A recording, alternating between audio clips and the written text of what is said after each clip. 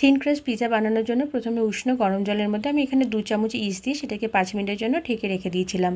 এরপরে ময়দা নিয়ে নিয়েছি, দিয়ে দিয়েছি তার মধ্যে নুন আর যে ইস্টটা ভিজিয়ে রেখে দিয়েছিলাম সেটা দিয়ে এবার এটাখানে মেখে নেব। খুবই নরম মাখা হতে হবে। এরপরে আমরা ওটা স্ল্যাবে বার করে তারপরে সেটিকে ভালো করে ডলে ডলে মেখে নেব। এরপর মাখা হয়ে গেলে তারপর এমনি করে নিচের দিকে ফোল্ড করে সেটিকে একটি বোলের মধ্যে তেল মাখিয়ে রেখে দেবো কিছুক্ষণের জন্য। 1 ঘন্টা পরে দেখবো জিনিসটা আমার ভালোই ফুলে উঠেছে। এরপর ময়দা ছিটিয়ে তারপরে তার মধ্যে থেকে গুটি বের করে এমনি করে হাতের মাধ্যমে আমরা সেটাকে বড় করে দেবো, যেমনি করে পিৎজার ডোটা স্প্রেড করে রুটির মতন করে। এরপর থালার মধ্যে আমরা তেল লাগিয়ে কিন্তু সেটাকে ফুটো ফুটো করে দিয়ে তার মধ্যে দিয়ে দিলাম এখানে যে পিৎজার বেস সসটা আছে তার মধ্যে দিয়ে দিলাম আমি প্রথমে চিজ, তারপরে তার মধ্যে ভেজিস দিয়ে দিলাম আর তারপরে আবার ওর মধ্যে চিজ ভালো করে স্প্রেড করে দিয়ে এবার এটিকে আগের থেকে কড়াই গরম করে রাখার মধ্যে বসিয়ে দিলাম। প্রথমে হাই ফ্লেমে 5 মিনিট আর তারপরে 15 মিনিট লো ফ্লেমে। তারপরে এনজয় করুন পিৎজা।